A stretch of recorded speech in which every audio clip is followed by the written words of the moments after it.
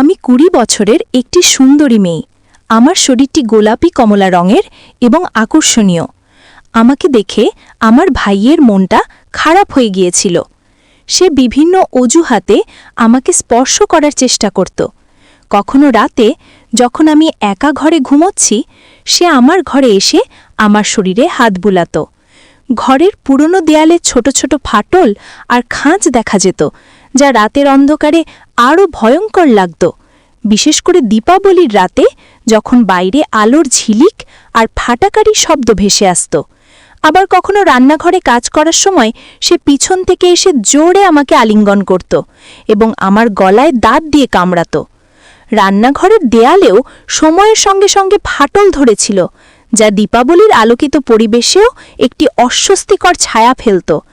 আমার ভাই বিয়ে করা ছিল এবং তার বিয়ে হয়েছে অনেক দিন হয়ে গেছে, কিন্তু সম্ভবত তার মন তার স্ত্রীর থেকে ক্লান্ত হয়ে গেছে, তাই সে আমার পেছনে লেগেছিল। আমিও তার উদ্দেশ্য ভালোভাবে বুঝতে পেরেছিলাম। এই ঘটনা ঘটছিল দীপাবলির কয়েকদিন আগে, যখন বাড়িটি আলোর সজ্জায় সাজানো হচ্ছিল। তবে ভাইয়ের আচরণ আমার মনে একটি অন্ধকার ছায়া ফেলছিল। একদিন বাড়িতে কেউ ছিল না। ভাবি বাইরে গিয়েছিলেন দীপাবলির জন্য কিছু কেনাকাটা করতে। ভাই অফিস থেকে তাড়াতাড়ি বাড়ি এসে নিজের ঘরে চলে গেল। তারপর সে আমাকে পানির গ্লাস নিয়ে তার ঘরে ডাকল। আমি ঘরে ঢুকতে না ঢুকতেই সে আমার হাত ধরে বিছানায় বসিয়ে দিল। তারপর সে আমার সঙ্গে ভালোবাসার কথা বলতে শুরু করল এবং দেখতে দেখতে আমাকে বাহুবন্ধনে নিল। আমিও খুশি মনে তার বাহুতে চলে গেলাম।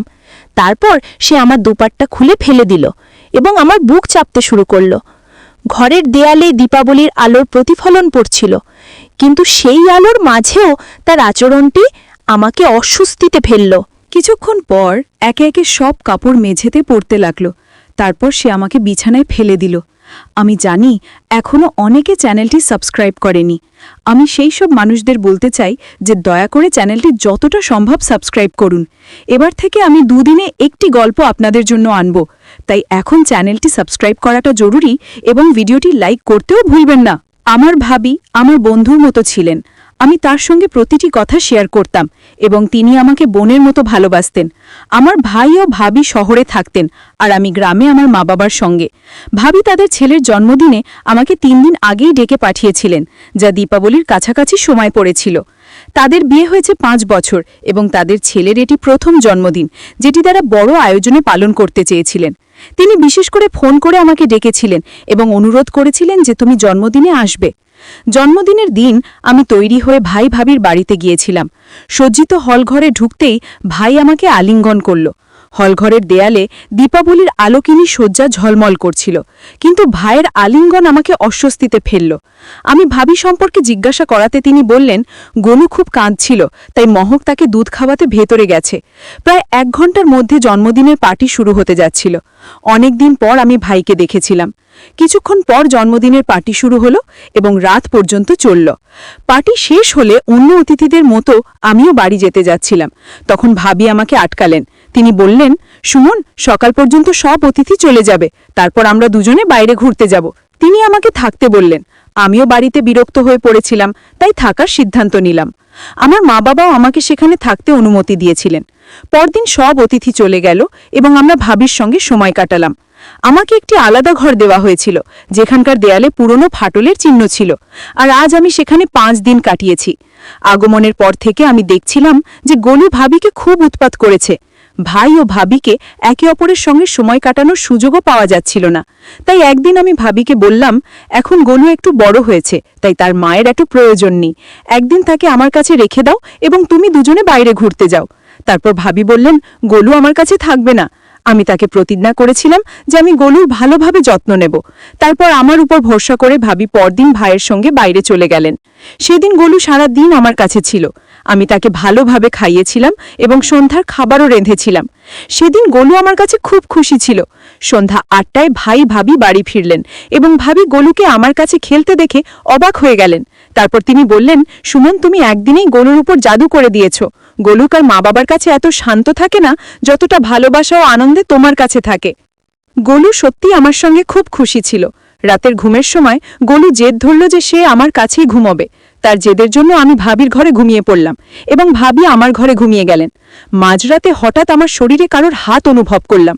প্রথমে মনে হয়েছিল তা গোলু হবে, কিন্তু ধীরে ধীরে বুঝতে পারলাম যে সে তার বন্ধু মীরা ছিল। মীরা আমার স্কুলের বন্ধু ছিল। তার পরবর্তীকালে আমার ভাইয়ের সঙ্গে বিয়ে হয়ে যায়। তারপর আমাদের সম্পর্ক আমার বন্ধু থেকে ভাবির হয়ে যায়। পারলাম যে এটি কোনো শিশুর হাত নয়, বরং একজন বড় মানুষের হাত। ঘরের দেয়ালের ফাটল দিয়ে চাঁদের আলো ঢুকছিল, যা সেই মুহূর্তে আরও ভয়াবহ করে তুলছিল। যখন উঠে দেখলাম তখন ভাই দাঁড়িয়েছিল। মাঝরাতে সে আমার সরিয়ে হাত কেন চালাচ্ছিল আমি বুঝতে পারছিলাম না। তবু আমি তাকে জিজ্ঞাসা করলাম, কি হয়েছে ভাই? তখন সে আমার কাছে ক্ষমা চাইল এবং নিজের ঘরে চলে গেল। পরদিনও এমনটাই ঘটল। মাঝরাতে ভাই আমার ঘরে এসে আমার শরীরে হাত বোলাতে শুরু করল। আজ সে এমন জায়গায় স্পর্শ করেছিল যার ফলে আমি ভয় পেয়ে গেলাম এবং কেমন লাগছিল। তার এই আচরণের কারণে আমি তার ঘর থেকে বেরিয়ে এলাম। ভাবি গভীর ঘুমেছিলেন, তাই তাকে ভাইয়ের কাজ বোঝা যাচ্ছিল না। আমি ঘর থেকে বের হতেই ভাই আমার পেছনে এলো। আমি তাকে কিছু বলার চেষ্টা করলাম। তখন সে বলল, সরি মুস্কান, আমি তোমাকে মহাক ভেবেছিলাম, রাতের অন্ধকারে ভুল হয়ে গেছে। তাই আমি তাকে ক্ষমা করে দিলাম এবং আবার নিজের ঘরে ঘুমাতে গেলাম। কয়েকদিন কেটে গেল এবং গোলু আমার সঙ্গে খুব মিশে গেল। একদিন সকালে নাস্তার সময় আমি ভাবিকে বললাম, ভাবি এখন আমাকে বাড়ি যেতে হবে। তখন ভাবি বললেন, মুস্কান, দয়া করে আমার জন্য আর কিছু দিন থাকো। আমার 1 মাসের কুকিং কোর্সে যোগ দেওয়ার কথা। এখন গোলুও তোমার সঙ্গে ভালো মিশে গেছে, তাই আমি বলছি তুমি তার যত্ন নিতে পারো। যদি তুমি এটি করো তাহলে আমি নির্ভাবনা হয়ে কোর্সটি শেষ করতে পারবো। মুস্কান, গত 3-4 মাস ধরে আমি এই কোর্সটি করতে চাই, কিন্তু গোলু কারো কাছে থাকতো না। এখন যেহেতু তুমি এখানে আছো, আমি শান্তিতে কোর্সটি করতে পারবো। কয়েকদিনের কথা, দুপুরে আমার 2 ঘন্টা ক্লাস থাকবে এবং বাকি সময় আমি বাড়িতে থাকব। ভাবি আমাকে অনুরোধ করতে লাগলেন। তখন ভাইও বললেন, মুস্কান, তুমি মহককে বন্ধু বলো, তাহলে বন্ধুত্বের জন্য এইটুকু করতে পারবে না? তুমি কি তোমার ভাবির জন্য আর কিছুদিন থাকতে পারবে না? তাদের অনুরোধ বাড়তে লাগল, তাই আমি সেখানে থাকার সিদ্ধান্ত নিলাম।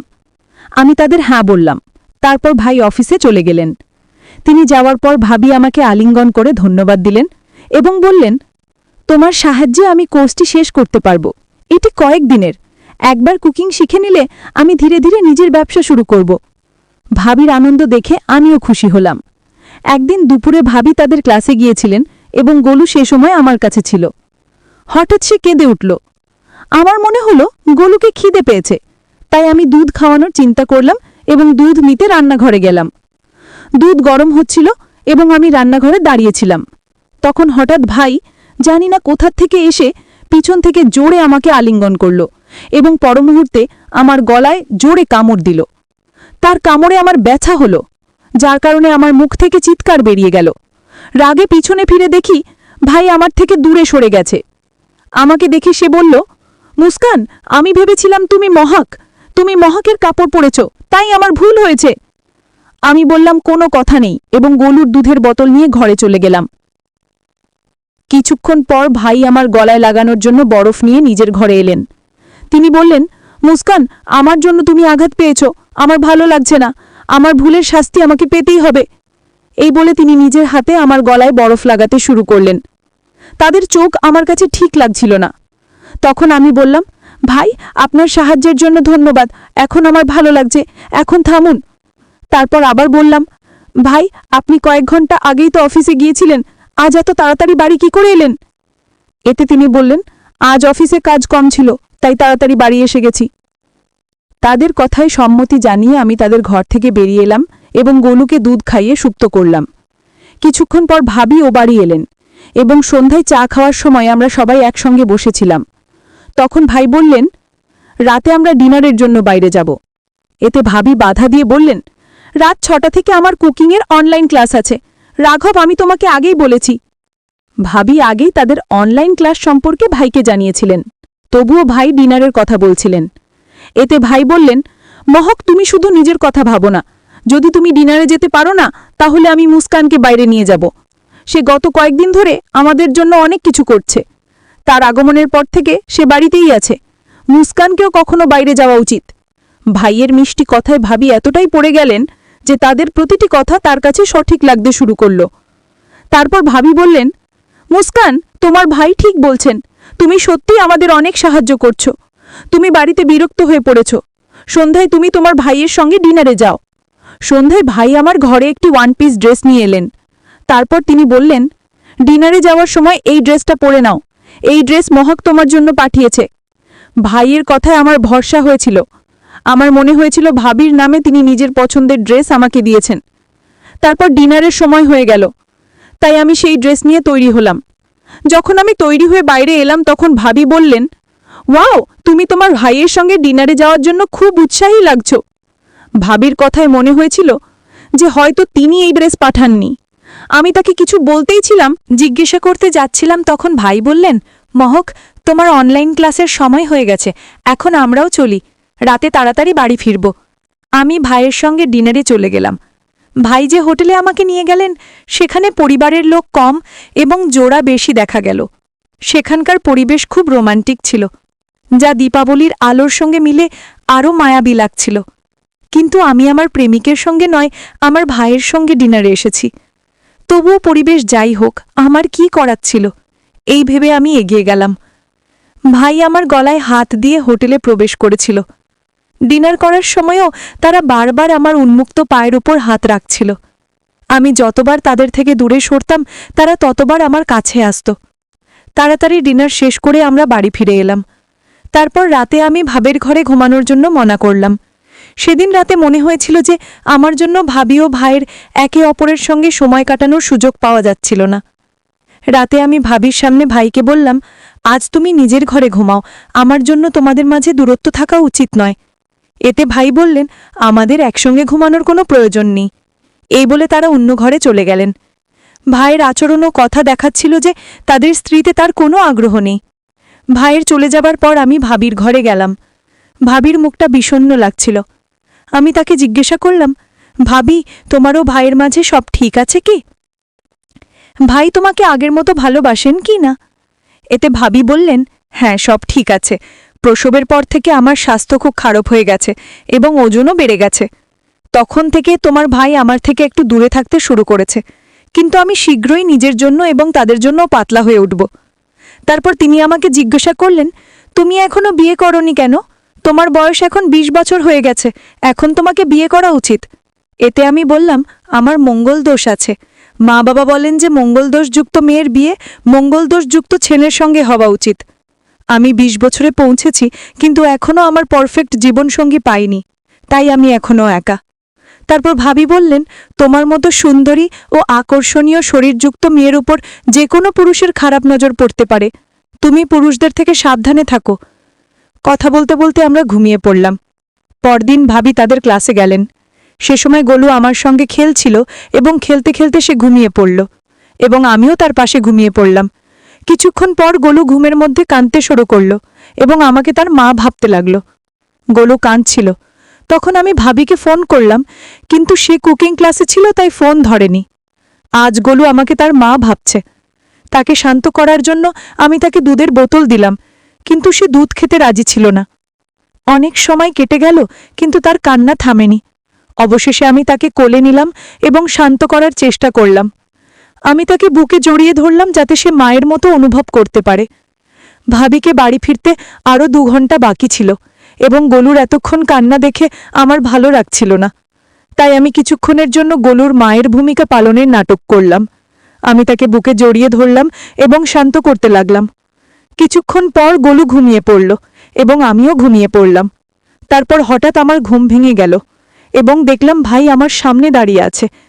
তারা কখন ঘরে এসেছে এবং কতক্ষণ ধরে আমাকে দেখছে আমি জানি না। ভাইয়ের চোখ আমার কাছে ঠিক লাগছিল না। গোলুকে শান্ত করার জন্য আমি তাকে বুকে জড়িয়ে ধরেছিলাম, কিন্তু পরে আমি আমার কাপড় ঠিক করতে ভুলে গিয়েছিলাম এবং এমনিই ঘুমিয়ে পড়েছিলাম। ভাই আমাকে সেই অবস্থায় দেখছিল এবং তার চোখ লাল হয়ে উঠছিল। তারপর আমি দ্রুত আমার কাপড় ঠিক করলাম। তারপর ভাই আমার হাত ধরল এবং আমাকে বিছানার দিকে টানতে শুরু করল। আমি খুব ভয় পেয়ে গেলাম, কিন্তু ভাইয়ের সঙ্গে আমার সবসময় একটি ভিন্ন সম্পর্ক ছিল। তারপর ভাই এমন কিছু করল যার ফলে আমি শান্ত হয়ে গেলাম। কিছুক্ষণ পর গোলুও ঘুম থেকে জেগে উঠল। আমরা তাকে খাইয়ে হল ঘরে নিয়ে এলাম। তখন ভাবি ক্লাস থেকে ফিরে এলেন। তিনি আমাদের প্রতি অদ্ভুত দৃষ্টিতে তাকালেন এবং দ্রুত গোলুকে আমাদের মাঝ থেকে তুলে নিলেন। রাতে রান্নাঘরে খাবার রান্না করার সময় ভাবির আচরণটি কিছুটা অদ্ভুত লাগছিল। তিনি বললেন, এখন তুমি গোলুকে নিজের সঙ্গে বেশি জড়িয়ে ফেলছ, তার বাবাকেও নিজের সঙ্গে জড়ানোর চেষ্টা করছ। তারপর আমি তার কাঁধে হাত রেখে বললাম, তুমি একদম চিন্তা করো না, ন তোমার স্বামী খারাপ, ন তুমি আমার বন্ধু। তারপরও ভাবি আমার সঙ্গে কিছুটা অদ্ভুত আচরণ করছিলেন। খাবার সময় ভাবি বললেন, আজ আমার ক্লাসের শেষ দিন এবং যখন ক্লাস শেষ হবে তখন আমাকে নিজের বাড়ি যেতে হবে। ভাবির কথা শুনে ভাইয়ের মুখ ফ্যাকাশে হয়ে গেল। আমিও বাড়ি যেতে চাই না, কারণ ভাইও আমার সম্পর্কটি ভিন্ন হয়ে উঠছিল। আমি নিশ্চিত ছিলাম যে ভাই কোনো না কোনো উপায় বার করে নেবেন, কারণ তারা আমার প্রতি এতটাই আকৃষ্ট হয়েছিল যে আমাকে তাড়াতাড়ি যেতে দেবে না।